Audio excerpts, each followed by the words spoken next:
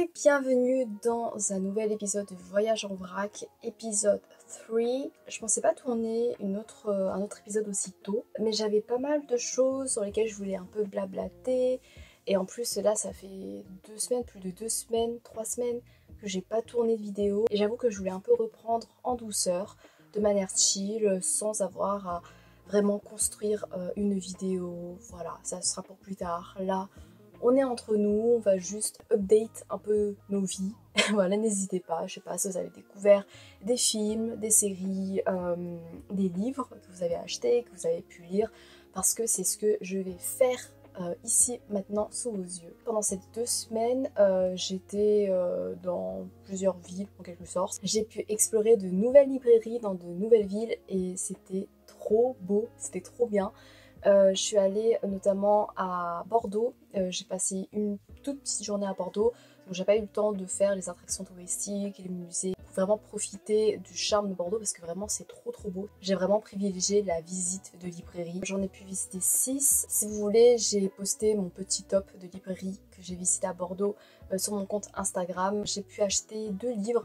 Je suis allée à la librairie Mola, donc la fameuse librairie assez iconique de la ville. Et waouh! En fait, je savais que c'était grand, mais je me dis, on peut y passer des heures dedans. En fait, moi, j'accorde beaucoup d'importance également au fond, au catalogue en littérature asiatique dans les librairies, parce qu'en général, c'est assez restreint. On retrouve toujours les mêmes titres, c'est pas forcément assez fouillé, mais là, franchement, je trouve qu'il y avait vraiment de bons titres. Enfin, il y avait des titres de littérature taïwanaise, etc., qui font que tu sens qu'ils sont allés chercher en profondeur pour proposer des titres au-delà de juste la surface de tendance, quoi. Ça faisait du bien et il y avait plein de titres qui me faisaient de l'œil, mais je pouvais pas tout acheter. Il y a plein de livres en anglais aussi, pour chaque genre. Il y a une petite section pour des livres en VO. Donc ça c'était cool. Et là-bas, j'avais trouvé donc ce livre-là, Le cinéma d'Edward Yang, de Jean-Michel Frodon, publié chez les éditions Carlotta, que je suis en train de lire. Ça tombait bien parce que juste avant, j'avais regardé mon tout premier film d'Edward Yang qui était Yi, parce qu'il est sorti en cinéma en version restaurée, parce que c'est un film qui date de 2000, je crois.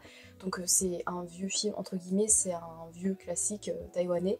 Et j'avais beaucoup aimé mon visionnage, même s'il était assez long, mais j'y reviendrai dessus, si vous voulez, parce que j'ai envie de mettre en avant. Et là, donc, je me penche sur la biographie d'Edward Yang. Je me plonge véritablement dans son art cinématographique, dans ses valeurs engagées, dans son militantisme à travers sa cinématographie. Et c'est super passionnant parce que du coup, ça met en lien avec le contexte de sa vie, le contexte également politique à Taïwan à ce moment-là. Et c'est super intéressant, et je crois même que je l'ai étudié en licence de chinois, mais que j'ai juste oublié. Parce que donc ça parle du nouveau cinéma taïwanais, de cette nouvelle vague, et de comment le cinéma reflète cette vocation à offrir un nouveau terrain de questionnement, un nouveau terrain de réflexion sur la prise d'indépendance de Taïwan après de longues années de colonialisme, de totalitarisme sur le territoire. Donc c'est super intéressant et ça me donne envie de regarder cette semaine d'autres films de ce réalisateur. Mais en fait, le truc, c'est que ce sont des films très longs. Genre il y en a un, il fait 4 heures, littéralement 4 heures, il fait genre 3h57, voilà. Mais donc je me dis, j'ai peur que ça me dégoûte, tu vois, parce que je suis pas assez cinéphile pour m'imprégner à fond de toutes les nuances, de toutes les subtilités, de les percevoir et d'en être sensible totalement. Donc j'ai peur que ce soit un frein et que ça me dégoûte pas, mais que ça me lasse beaucoup trop vite de cette nouvelle passion que j'ai pour Edward Yang. Mais j'ai envie de tenter quand même. Donc on verra. Et donc il y avait ce livre-là, la section cinéma à la librairie Mola. Et j'étais trop contente parce que je crois qu'il y a un nouvel engouement pour le réalisateur, parce qu'il a été très longuement méconnu. Il a au cours de sa vie longtemps été rejeté en tant que cinéaste sur la scène, que ce soit nationale à Taïwan ou même internationale. Et donc c'est super intéressant de pouvoir lui rendre hommage de nouveau aujourd'hui en 2025. Également, j'ai eu un coup de cœur. Genre ma librairie préférée que j'ai visitée à Bordeaux, c'était La Mauvaise Réputation. C'est une librairie qui a un catalogue assez, je vais pas dire provocant, mais subversif. En tout cas, Il n'a pas peur d'avoir des livres qui sont assez sensibles, qui sont très spécialistes dans leur domaine. Il y a beaucoup de livres érotiques, beaucoup de livres politiques, engagés, beaucoup de choses... Ouais, franchement c'était trop bien, il y avait vraiment une âme, il y avait vraiment une authenticité, une personnalité vibrante dans cette librairie-là. Et c'est trop bien, du coup je voulais absolument acheter un livre dans cette librairie, au moins en tant que souvenir. J'étais un peu timide pour acheter un livre érotique, même ça en vrai j'aurais dû parce que je pense qu'il y avait des titres qui avaient l'air vraiment intéressants. Il y avait du sad aussi, mais ça c'est un peu trop hard pour moi. Et j'ai choisi Les sorcières et leur monde de Giulio Caro Paroggia de chez Folio dans la catégorie la collection Histoire. Je voulais un livre qui me retrace un peu le mythe de la sorcière, la réputation de la femme en tant que sorcière dans l'histoire. Je sais qu'il y a Sorcière de Mona Chollet, mais apparemment il y a des sources, même des absences de sources qui font que ça fausse le cheminement scientifique, le cheminement théorique de Mona Chollet, et donc c'est pas si fiable que ça. Donc je me méfie un peu des livres de Mona Chollet, malheureusement, même si ça me donne à chaque fois hyper envie parce que c'est devenu vraiment une référence. Mais du coup j'ai essayé de trouver une autre référence au niveau de tout ce mythe, de toute cette histoire de la sorcière, et celui-là me paraît plutôt bien. Je l'ai feuilleté, ça m'a l'air assez accessible, et oh j'ai trop hâte. J'espère que c'est mieux renseigné que le livre de Mona Chollet. Si vous avez d'autres livres à me conseiller sur les sorcières qui soient pas trop techniques, parce que voilà, j'ai encore un peu de mal avec les essais qui soient beaucoup trop complexes au niveau des termes, n'hésitez pas à m'en conseiller. Mais vraiment, j'ai grave aimé cette librairie. Ensuite, j'étais également allée à Tours avec des potes, et c'est trop bien parce qu'elles nous ont fait visiter Tours et les librairies aussi. J'ai pas pris de photos, j'ai pas acheté de livres non plus, j'aurais dû. Mais franchement, c'était trop bien. Genre, il y avait une librairie Imaginote, je crois, spécialisée dans l'imaginaire, et il y avait que d'imaginaire avec un fond de BD, de comics. Mais c'est trop bien parce que tu sentais que c'était vraiment un spécialiste, parce qu'il y avait vraiment des maisons d'édition, des titres qui étaient mis en avant que j'avais jamais vu sur les réseaux sociaux ou nulle part ailleurs, et ça me donnait trop envie de me les procurer, mais encore une fois, là, les restrictions financières. On est allé à Rosemonde, qui est une petite librairie avec un petit fond, engagé, féministe, avec un coin papeterie qui est un peu cher parce que je crois que ça vient de l'Angleterre ou des États-Unis. Par exemple, il y avait des carnets de lecture, mais c'était en anglais. Et sur la couverture, il y avait des titres de classiques brodés et tout, enfin, c'était magnifique. Le fond était vraiment hyper cool aussi parce que c'était pas des titres généralistes dans l'engagement, dans le militantisme, c'était vraiment des titres que j'avais pas forcément vus, et j'avais trop envie de les acheter. Pourquoi j'ai pas acheté? Pour garder un souvenir, je sais pas. C'était petit, c'est un petit fond, mais avec des livres qu'on voit pas forcément ailleurs. Donc ça c'est cool, tu sens que c'était personnalisé quoi, c'était cool. J'étais également allée au musée à Poitiers. De base, je devais seulement aller pour une exposition gratuite, pour une visite guidée gratuite. Et je suis allée au coin librairie du musée, et là j'ai craqué. J'ai craqué. Je pensais pas dépenser autant, j'ai dépensé 45 €, et encore j'ai acheté que 2 livres, hein, mais c'était des grands formats. Et de base je voulais choisir entre les 2 livres. Ah oui, j'ai acheté marque-page aussi, c'est pour ça que ça a coûté 45 € en tout. Je voulais choisir entre les 2 livres, et puis j'ai craqué. En fait à chaque fois, j'hésite, mais je sais au fond de moi que ce n'est qu'une hésitation rhétorique, comme une question rhétorique, en mode je connais la réponse en fait, je vais craquer. Je vais pas laisser ces livres-là filer sous mes yeux. Donc j'ai acheté, je crois que c'est quand même connu, Les Grandes Oubliées, pourquoi l'histoire a effacé les femmes de Titu Lecoq, publié chez l'Iconoclaste. Waouh. J'ai feuilleté, ça avait l'air passionnant, ça avait l'air hyper important. Waouh. Et c'est écrit de manière assez espacée. Je sais pas comment dire.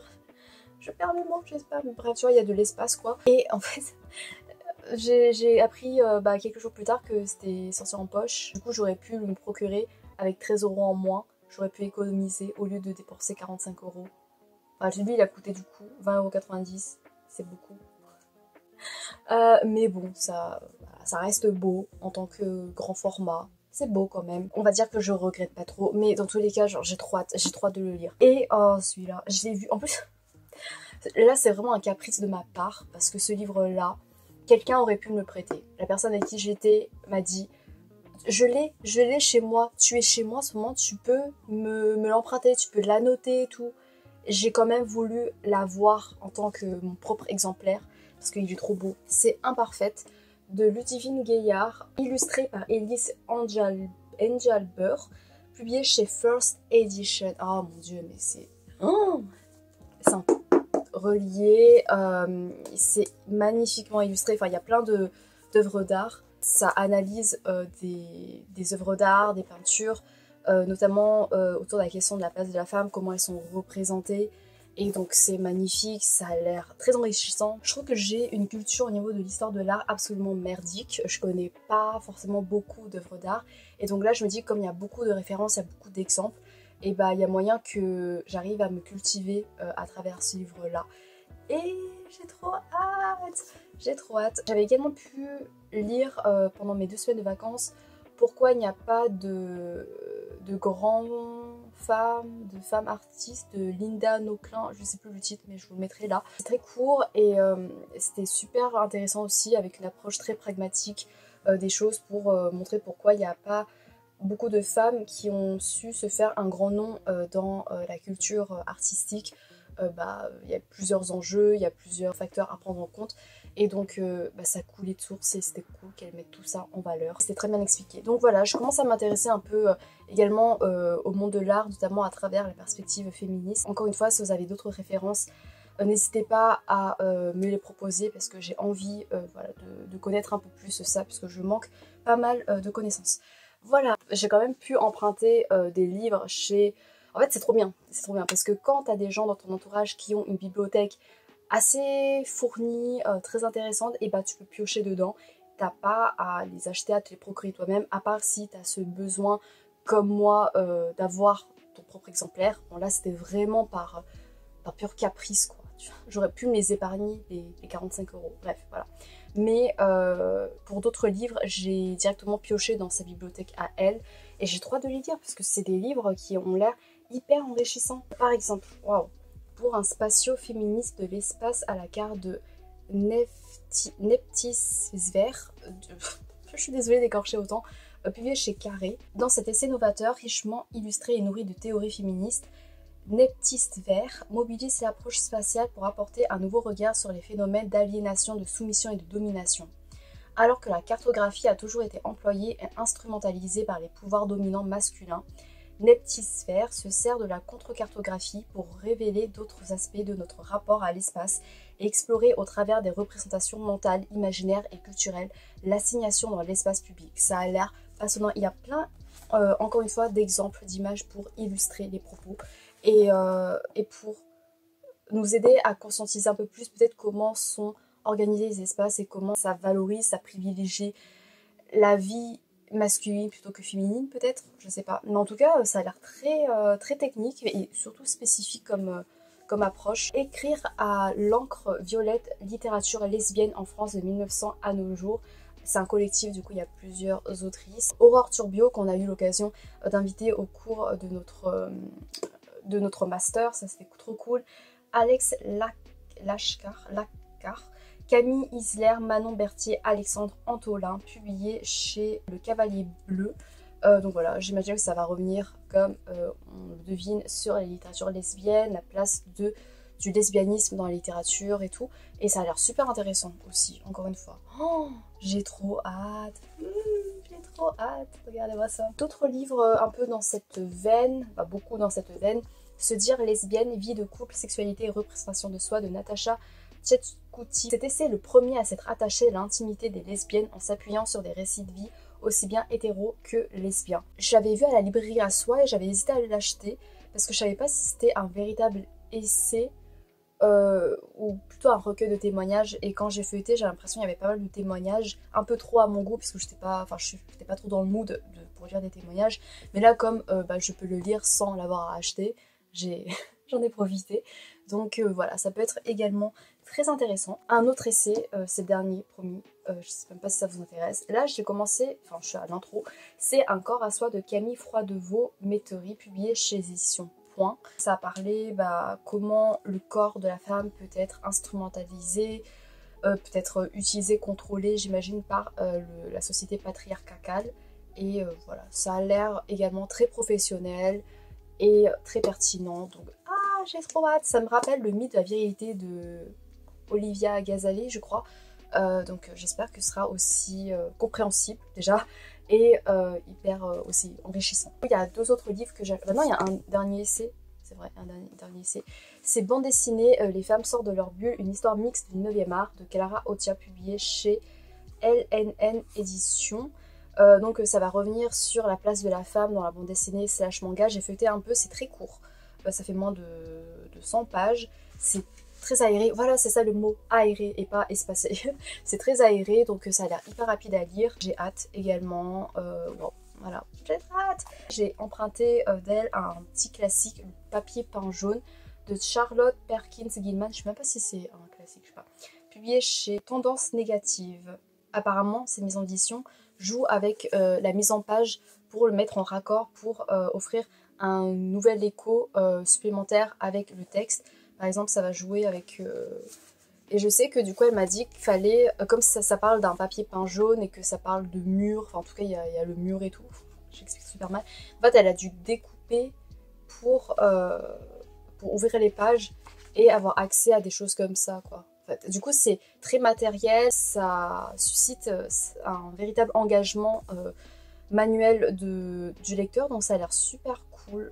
J'ai déjà beaucoup parlé alors que j'ai juste montré mes emprunts et mes achats. Ah oui, au niveau de mes achats aussi, j'ai voulu level up au niveau de mes habitudes d'annotation parce que du coup, je suis quelqu'un qui adore écrire dans les livres que j'achète, qui adore surligner, souligner, écrire, mettre des post-it. J'adore le personnaliser parce que je me dis, quitte à avoir dépensé 10, 20, 30 euros pour un livre, autant le personnaliser, autant le rendre personnel.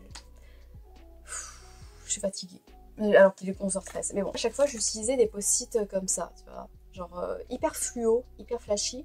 Et là, c'est paradoxal parce que là, je suis en manque de moyens financiers, mais j'ai quand même cherché d'autres choses à acheter encore plus cher que ça, puisque j'ai acheté des post-it mais pastel. Du coup, le ton, il est plus discret, il est plus... J'essaye d'utiliser la langue des signes pour montrer ce que je voulais dire, parce que j'ai plus de vocabulaire. Ça coûte super cher. Et en plus, j'ai acheté également des surligneurs pastel, parce que jusqu'ici, j'utilisais des fluos pour être plus dans la tendance à esthétique. Voilà, ça c'est mon côté capitaliste, esthétique, superficiel, entre guillemets. Ouais.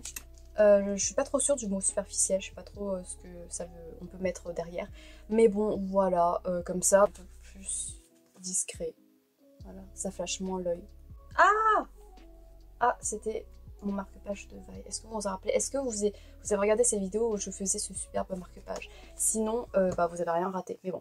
Sinon, au niveau des films, très brièvement, je suis allée voir en avant-première Demon Slayer, Le Château Infini, qui est du coup la suite des saisons. J'ai pas aimé, voilà. En fait, si ça vous intéresse, sinon vous pouvez skipper. Mais Demon Slayer, je l'ai fini quand le manga s'est terminé en scan.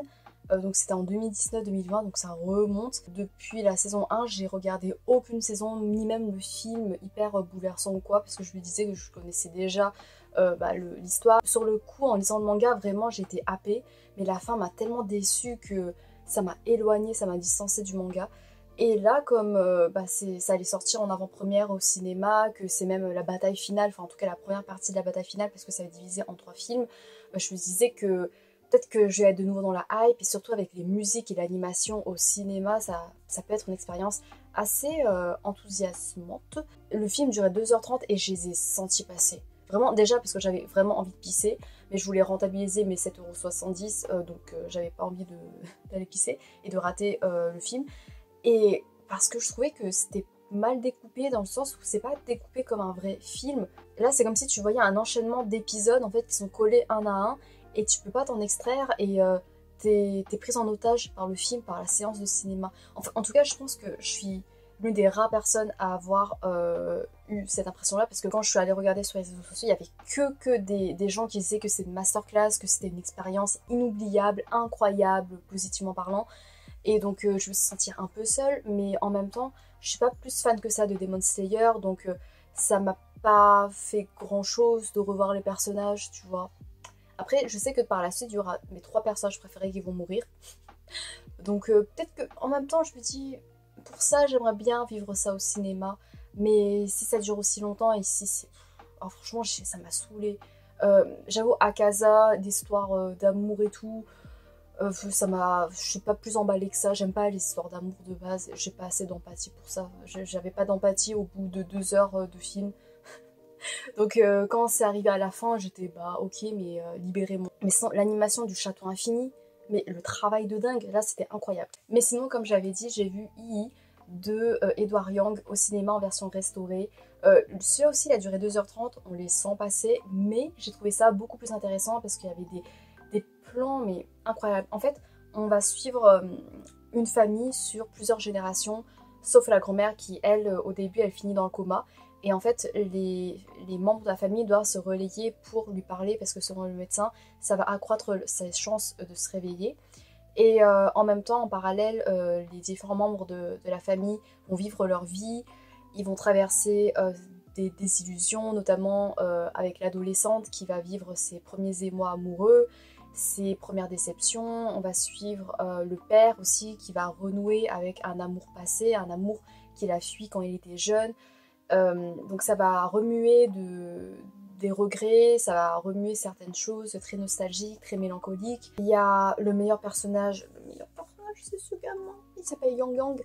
Et c'est un gamin de 8 ans qui, à l'école, il va faire face à plusieurs injustices qu'il essaye de lutter à son échelle, en restant fidèle à lui-même. C'est le meilleur personnage, il était trop mignon, il développe une passion pour la photographie. Alors c'est long certes, mais c'est une expérience que je vous invite vraiment à vivre parce que quand je suis sortie de la séance, je voyais la réalité, le monde autour de moi comme un prolongement du film, tellement le film transmet tellement bien, retranscrit tellement bien la réalité des choses. Il n'y a pas d'édulcoration, il n'y a pas d'idéalisation ou quoi, c'est vraiment la vie à l'état pur, mais filmée d'une manière qui accentue la poésie, la beauté de la réalité de ce quotidien-là, de ces liens familiaux. Dans ce livre-là, il y a tout un chapitre consacré à ce film-là qui montre comment c'est un écho à la vie personnelle, notamment de l'auteur, mais également de ses questionnements vis-à-vis de la vie à Taïwan. Et donc c'est super intéressant d'avoir ça, mais même sans avoir ces connaissances-là, tu profites du film à ta manière. Tu peux te reconnaître dans des personnages à différentes tranches d'âge. Il y a des moments amers, il y a des moments doux. Il y a cette notion de transmission aussi du père à ses 2 enfants, les plans et tout. C'est vraiment... Ouais, c'est beau, c'est beau. Et il y a un jeu également, enfin un travail sur le son qui est également expliqué dans ce livre, qui rend la texture du film encore plus palpable et encore plus immersive. Et c'était vraiment une expérience vraiment cool, vraiment, genre j'ai beaucoup aimé. Et puis quand tu sors, t'as l'impression de... Waouh, de voir la vie avec... j'ai l'impression d'être illuminée, j'ai l'impression de faire partie d'une secte. Waouh, mais ça a changé votre vie en fait. Mais vraiment, j'avais l'impression de voir la vie avec une sensibilité plus neuve, quoi. Voilà, et après j'ai vu d'autres films, mais j'ai pas forcément envie d'en parler pour l'instant, parce que voilà, ça m'a pas plus marqué que ça, mais vraiment, je vous invite à les regarder. Sinon, je voulais parler d'un certain débat sur les réseaux sociaux en ce moment à propos de la sortie d'un livre. J'étais un peu hésitante à l'idée d'en parler parce que d'une part, bah, ça met en lumière, ça donne de la visibilité malgré moi à ce livre-là.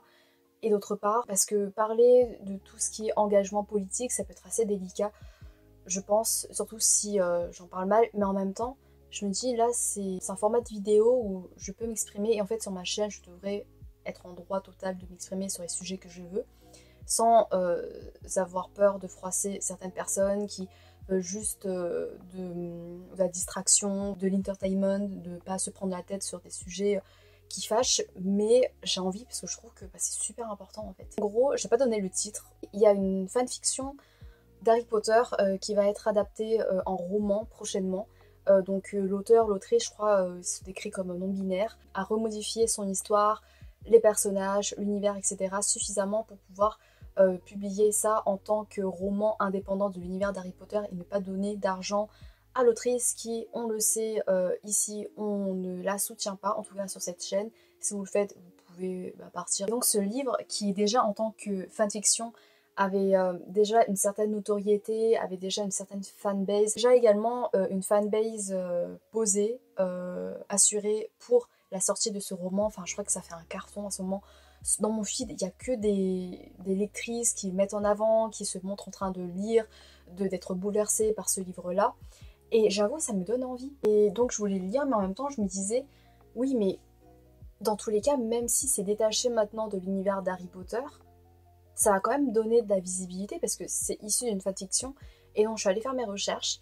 Et il y avait des gens qui disaient que l'auteur, l'autrice de ce nouveau roman avait affirmé qu'elle ne supportait pas, ne soutenait pas les propos de J.K. Rowling, l'univers d'Harry Potter, et que elle voulait se détacher de tout ça, d'où le fait de modifier tout ce roman-là. Mais en même temps, il y a des gens qui ont relevé des choses assez contradictoires avec ses propos, puisque par exemple l'auteur, l'autrice utilisait l'argument du fait que c'était une fanfiction d'Harry Potter pour promouvoir son livre. Et c'est promu comme tel. Après, il y a d'autres lectrices qui se sont dit « Ouais, mais moi, je n'étais même pas au courant que c'est une fanfiction d'Harry Potter. » Et donc, c'est-à-dire que l'auteur, l'autrice avait bien caché ça, mais c'est juste d'autres haters, entre gros guillemets, qui ont fait ressurgir ça. Donc voilà, c'est leur faute à eux. Ils s'en prennent à l'auteur, l'autrice. Donc, je sais pas. Et donc, j'ai vu des gens, des personnes trans, donc qui sont concernées par la communauté qui est opprimée, qui est insultée par J.K. Rowling, qui disaient que elles, étaient heurtées par cet engouement autour de la sortie de ce roman-là. Parce que on peut pas détacher du fait que ça va amener des gens à relire ou à lire Harry Potter pour pouvoir lire ce roman-là, alors que c'est un roman détaché de l'univers d'Harry Potter maintenant. C'est un nouvel univers. Mais ça va quand même amener, malgré tout, ça va quand même donner envie à des gens de relire Harry Potter et donc de redonner de la visibilité ou même d'acheter et donc de donner de l'argent à J.K. Rowling. Et on sait que J.K. Rowling donne une partie de son argent à des associations néfastes, à des associations qui font du mal à la liberté des personnes.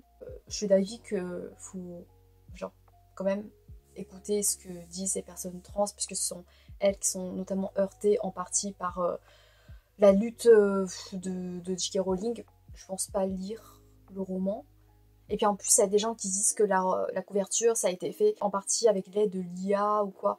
Je sais pas. Après, je sais que c'est des rumeurs. Enfin, après, il y a quand même des preuves, mais par exemple, pour la couverture, je sais pas trop reconnaître la patte de l'IA encore suffisamment pour percevoir tout ça. Mais il y a plein de choses, il y a plein de magouilles.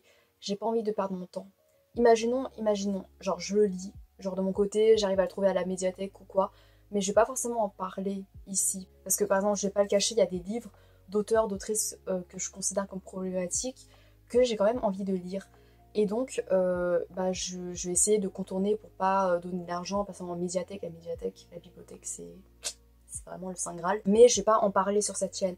Et en même temps, je me dis, bah ouais, mais si je peux pas en parler, bah à quoi bon les lire? Parce que c'est bien de partager. Par exemple, imaginons, je les ai beaucoup aimés. Je vais devoir me restreindre pour en parler. Je sais qu'il n'y a rien qui m'oblige. Je pourrais peut-être faire un avertissement en mode attention, auteur problématique, privilégier l'emprunt à la bibliothèque, si vous êtes en accord avec mes valeurs à moi. Mais c'est contraire en fait. C'est contraire à mes valeurs. Je sais, en plus, on est dans une période où c'est vraiment délicat, où politiquement parlant, c'est plus délicat que jamais. Et je pense que il est plus important que jamais de se politiser. Si ça choque des gens, je comprends pas parce que la littérature, c'est politique de base en fait. Ça a fait bouger des lignes, ça a vraiment pu amener à des changements, à des bouleversements sociétaux. C'est normal que ce soit un combat encore qu'on ne néglige pas aujourd'hui, plus que jamais. Donc voilà, tout ça pour dire qu'il y avait tout ce débat qui anime encore les réseaux sociaux, qui m'a fait pas mal questionner. Et je vais pas peut-être perdre mon temps avec en fait, ce roman. Mais il y avait des trucs, ça m'intéressait. J'étais en mode, je pourrais peut-être bien accrocher. Mais je me dis, il y a plein d'autres romans qui en valent la peine, qui sont également écrits par des auteurs, autrices non binaires. Enfin, il y a pas mal de gens qui proposent des alternatives, donc voilà. D'ailleurs aussi, vous voyez pas, Mais là, j'ai mes tomes d'Harry Potter de l'autre côté, je l'avoue. Mais après, c'est des tomes que j'ai achetés avant toute l'explosion parce que je suis devenue fan véritablement d'Harry Potter où j'ai acheté tous les romans en 2016-17. Donc c'était avant qu'elle fasse tout son bordel médiatique là. Là, c'est une véritable question. Je me dis, imaginons, je les mets en valeur dans ma bibliothèque. Là, c'est cool parce qu'on les voit pas, mais imaginons, je les mets en valeur dans ma vidéo. Est-ce que c'est blessant pour les personnes qui sont atteintes par les propos de J.K. Rowling, ou alors ça reste un monde à part de la personne J.K. Rowling, mais en même temps, je suis d'avis qu'on peut pas séparer l'œuvre de l'artiste, parce que parfois l'artiste imprègne tellement l'œuvre de ses idées en vrai. Genre, il y a plein d'exemples que tu peux pas. Et en plus, quand tu verses de l'argent pour acheter une œuvre, l'argent revient à l'auteur, l'autrice, donc c'est con de diviser. Mais bon, voilà, c'est également un débat assez houleux, mais je suis prête à ouvrir ce débat sous cette vidéo, si le cœur vous en dit. Je reste ouverte, hein, vraiment, si vous avez des choses qui vont même à l'encontre de moi, ce que je dis, n'hésitez pas, tant que ça reste vraiment dans la bienveillance, dans la politesse, voilà, n'hésitez pas. J'avoue, j'avoue, je comprends pas les gens qui donnent encore de l'argent à l'univers d'Harry Potter. En fait, j'essaie, parce que je me dis, on a tous nos curseurs d'engagement, enfin, on a toutes et tous nos propres limites. Il y a des choses que j'ai envie de boycotter, mais que je peux pas, notamment par exemple par rapport à la situation à Gaza. Enfin, il y a plein de choses que j'essaie de boycotter, mais tu peux pas tout boycotter, mais tant que tu fais l'effort et tant surtout que tu es conscient. Et surtout que je me dis, Harry Potter, c'est un univers, oui, qui a fait vibrer des gens, qui a grandi avec plein de gens, enfin notamment par exemple de ma génération. Je comprends l'attachement qu'on a à l'œuvre et c'est difficile de s'en détacher, c'est difficile de dire non aux produits dérivés et tout. Je comprends, mais en même temps ça me fait mal parce que je me dis ouais mais cet argent-là c'est reversé à des associations, c'est horrible quoi. Mais j'essaye, j'ai pas envie de cancel des gens parce qu'ils n'arrivent pas à ne pas acheter. Enfin, ça dépend de leur prise de conscience ou s'ils arrivent déjà à se limiter, je sais pas. En plus, en même temps, qui suis-je, genre, tu vois, pour juger ça. Il m'est arrivé un peu la même chose là récemment avec les BTS. Voilà, dans plusieurs de mes vidéos, j'ai dit que j'étais hyper fan d'eux. Enfin, je parlais de leurs émissions que je regardais, de leur personnalité, du fait que j'aimais leurs chansons et tout. Et là, récemment, mais je suis juste extrêmement déçue d'eux en fait. Genre, ta vie qui fait une collab avec Coca alors que t'as Génocide. Bah, t'as toute l'équipe là, toute la bande qui fait une collab avec McDo. Mais t'es en mode, mais. Déjà, ils se prononcent pas sur la situation, sur le génocide. Je me disais, oui, mais c'est peut-être aussi parce que en Corée du Sud, c'est un peu plus compliqué, ils sont encadrés par leur agence, ils peuvent pas se prononcer ouvertement comme ça. Voilà, ils sont un peu limités en termes de liberté d'expression parce que c'est un gros groupe, quoi. Mais j'ai vu déjà d'autres groupes de K-pop, des artistes de K-pop, des artistes asiatiques qui ont également une grande notoriété, qui ont parlé pendant leurs concerts. Donc voilà. Et aussi, je me dis, imaginons, les BTS, ils en parlent. À la rigueur, ils vont perdre, je sais pas, quelques milliers de fans, mais ça va rien changer à leur vie, ça va rien changer à leur argent. Ils seront toujours aussi riches et au moins ils auront utilisé leur voix pour une cause qui rentre dans la lignée de ce qu'ils défendaient depuis tout ce temps, avec l'amour de soi, avec la préservation de soi, machin truc et tout. Et là, ils peuvent même pas ouvrir leur gueule pour parler de quelque chose d'aussi énorme, d'aussi important. Enfin, ça fausse tout leur combat, je trouve. Je suis désolée, mais... Et en plus, c'est une chose de pas s'exprimer, c'est une chose de garder le silence. Déjà, c'est voilà, c'est malheureux, mais voilà, j'ai essayé quand même de, pas de relativiser, mais de voir, d'essayer de comprendre. Mais là, de faire carrément une collab avec McDo, mais allez vous faire foutre, vraiment. Et en plus, genre, ils font des trucs où c'est sûr que ça va ramener des fans parce que c'est des petites figurines ou quoi. Franchement, s'il n'y avait pas tout ce délire autour de McDo, même moi j'aurais acheté parce que c'est des figurines de. Enfin, ça a l'air vraiment de bonne qualité. Et c'est nul parce que je crois que le boycott de McDo, ça a vraiment eu un véritable effet dans le porte-monnaie, entre guillemets, de McDo. Mais là, c'est sûr, ça va. Du coup, je suis déçue. Du coup, en ce moment, j'ai vraiment du mal à écouter des musiques des BTS. J'en écoute plus depuis plusieurs semaines. Quand c'est dans ma playlist, je skip. Donc ça m'a vraiment dégoûtée. Et au moins, je vais économiser des centaines d'euros pour pas aller à leur concert. je sais pas, pendant leur tournée en 2026. Donc au moins ça me fera économiser. Putain, j'ai des posters de BTS là. En fait, ils font tellement partie de mon décor que j'avais oublié leur existence. Bah, faudrait que je les détache. En plus, j'ai plein d'autres posters. Mais c'est tout un débat, en fait, on n'a pas les mêmes limites. Enfin, genre, je sais qu'il y en a plein qui pourraient dénoncer, critiquer voilà, les actions des BTS à ce niveau-là, mais qui vont quand même les soutenir parce que ils ont littéralement sauvé la vie, je sais pas ou quoi. Donc, je peux comprendre, mais moi j'arrive à m'en détacher. C'est quand même compliqué parce que je me dis putain, c'était mon rêve d'aller à leur concert. Vraiment, je me disais si je peux aller à leur concert, si je peux les voir en live, si je peux les écouter en live, je peux mourir heureuse. Et là, faut que je trouve d'autres choses. Voilà. C'est pas évident ouais, de devoir remettre en question nos passions, de remettre en question ce qui nous anime dans la vie à l'échelle d'un génocide, en fait, à l'échelle de ce qui se passe dans le monde. Mais je trouve que c'est nécessaire de faire au moins un petit effort. Et on va pas faire peut-être les mêmes efforts, on va pas agir de la même façon, on va pas genre boycotter, mettre nos limites de la même façon, mais au moins qu'on ouvre le débat, au moins qu'on partage quand même une partie de cet engagement-là, et que voilà. J'espère que je me suis pas posée comme une donneuse de leçons, parce que c'est pas du tout mon but, c'était vraiment juste pour m'exprimer dessus, parce que j'en avais juste envie. Et ça fait partie un peu de tout ce qui anime également la culture par rapport à la politique. Dites-moi ce que vous en pensez. J'espère que ça vous a pas mis dans le mal ou quoi, je sais pas. Je voulais juste m'exprimer à mon humble échelle, à ma très très très modeste échelle. C'est juste une toute petite voix. Mais voilà, c'est mieux que rien. J'arrête de blablater, j'ai déjà beaucoup trop parlé. J'espère que malgré cette note assez grave sur laquelle on finit, ça vous a quand même plu.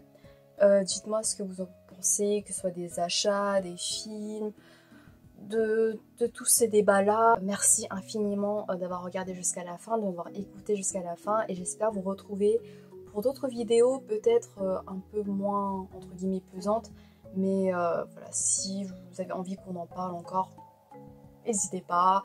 Je pense que c'est quand même important. Je pense que c'est quand même très important en fait. Ouais, en fait, faudrait que j'en parle plus souvent en fait. Merci encore et à bientôt peut-être. Je sais pas, j'espère. Salut!